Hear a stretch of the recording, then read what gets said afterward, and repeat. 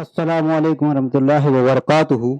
پیارے پیارے اسلامی بھائیوں، آج کی اس ویڈیو میں آپ کو بتانے والا ہوں کہ قبر میں کیا کیا ہوتا ہے، آخر کار قبر ہم سے کیا کہتی ہے، قبر میں کیا امتحان ہے، قبر کی کیا تیاری ہم کریں کیا نہ کریں۔ پیارے پیارے اسلامی بھائیوں، آج کل ہم سب لوگ ایسے ہی زندگی گزار رہے ہیں بنا شعور کی۔ تو پیارے پیارے اسلامی بھائیوں، آپ اس ویڈیو کو پورا دیکھیں اور ویڈیو کو سنیں۔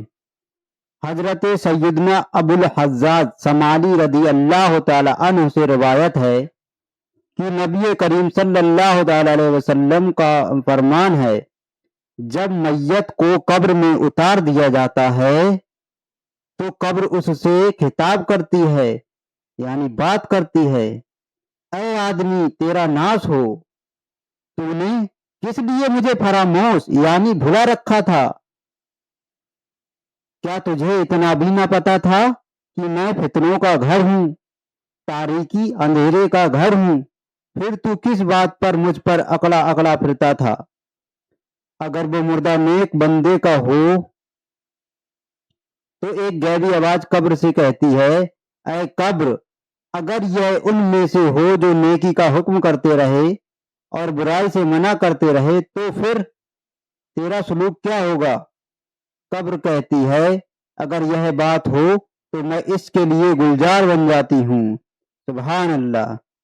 چنانچہ پھر اس شخص کا بدن نور میں تبدیل ہو جاتا ہے اور اس کی روح رب العالمین کی بارگاہ کی طرف پرواز کر جاتی ہے۔ تو پیارے پیارے اسلامی بھائیوں، آپ کو غور کرنا چاہیے، اس حدیث پاک پر ذرا غور تو فرمائیے کہ جب بھی کوئی قبر میں جاتا ہے، چاہے وہ نیک ہو یا بد، اس کو قبر ڈرایا کرتی ہے، قبر میں ڈرایا جاتا ہے۔ پیارے پیارے اسلامی بھائیوں، میری یہی گزارش ہے کہ آپ لوگ زیادہ سے زیادہ قبر کی تیاری کریں۔ یاد رکھیے، قبر میں صرف اعمال جائے گا، بلندوں والا کوٹھیاں، عالیشان محلات، اونچے اونچے مکانات، مال و دولت، بینک بیلنس، بسی کاروبار، بڑے بڑے پلانٹ، لہلہاتے کھیت اور خوشنما باغات، یہ سب ساتھ قبر میں نہیں جائیں گے۔ حضرت سیدنا عطا بن یسار رضی اللہ تعالی عنہ فرماتے ہیں، جب میت کو قبر میں رکھا جاتا ہے تو سب سے پہلے اس کا اعمال آ کر اس کی بائیں ران کو حرکت دیتا ہے اور کہتا ہے، میں تیرا عمل ہوں۔ وہ مردہ پوچھتا ہے، میرے بال بچے کہاں ہیں؟ میری نعمتیں، میری دولتیں کہاں ہیں؟ تو عمل کہتا ہے، یہ سب تیرے پیچھے رہ گئے اور میرے سوا تیری قبر میں کوئی نہیں آیا۔ تو آپ پیارے پیارے اسلامی بھائیوں، ذرا غور تو کریں کہ جو چیز ساتھ جانے والی ہے کیا وہ تمہارے پاس موجود ہے؟ جو کچھ تم نے جو اکٹھا کر رکھا ہے وہ کچھ نہیں جانے والا۔ کیا تم نے جو نیک اعمال اکٹھے کیے ہیں وہ آپ کے پاس موجود ہیں؟ کیا جو جانے والا ہے قبر میں وہ تمہارے پاس موجود ہے بھی یا نہیں؟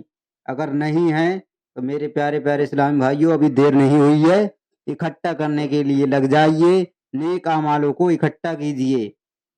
رات کے اندھیرے میں ڈر جانے والوں، بلی کی میاؤں پر چونک پڑنے والوں، کتوں کے بھونکنے پر راستہ بدل لینے والوں، سانپ اور بچھو کا نام سن کر تھر تھر کانپنے والوں، سلگتی ہوئی آگ کو دور سے دیکھ کر گھبرانے والوں، بلکہ فقط دھوپ میں دھوئیں سے بے چین ہو جانے والوں کے لیے لمحہ فکریہ ہے۔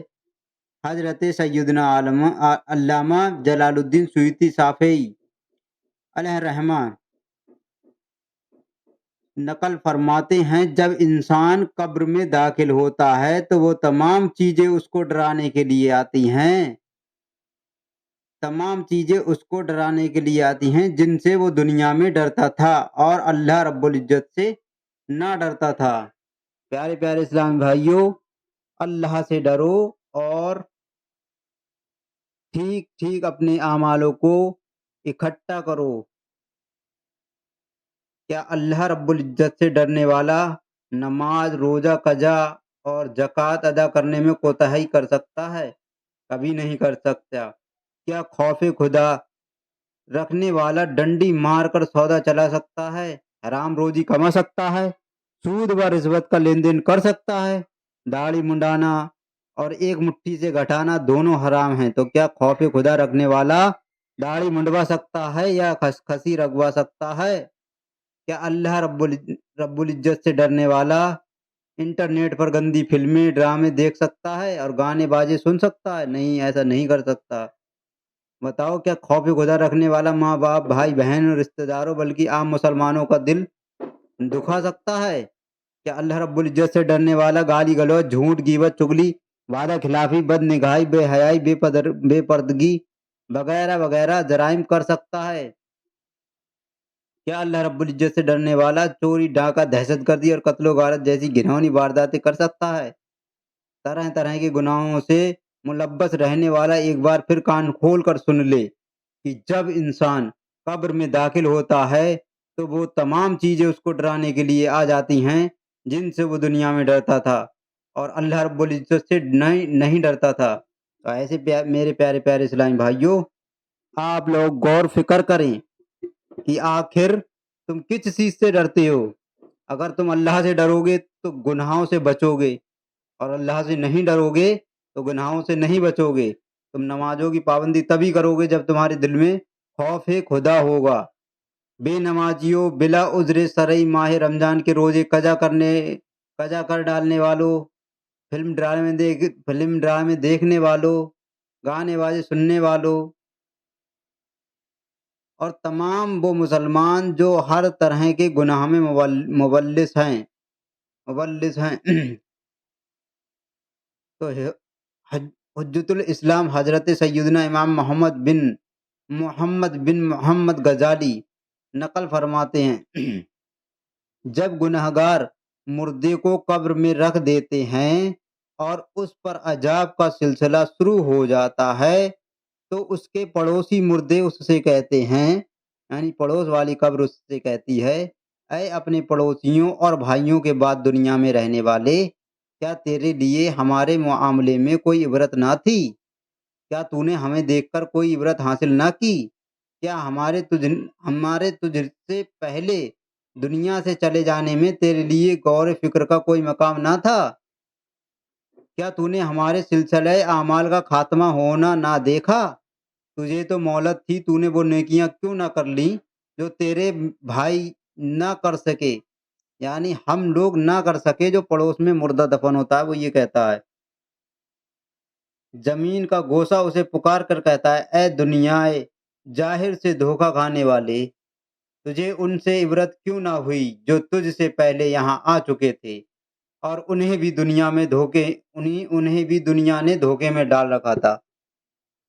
प्यारे प्यारे इस्लामी भाइयों, हकीकत ये है कि हर मरने वाला मरते ही गोया यह पैगाम देता चला जाता है कि जिस तरह मैं मर गया हूँ आपको भी मरना पड़ेगा। जिस तरह मुझे मनो मिट्टी तले दफन किया जाने वाला है इसी तरह तुम्हें भी दफन किया जाएगा। इम्तिहान सर पर है। प्यारे प्यारे इस्लामी भाइयों, आखिरत की तैयारी करो, कब्र की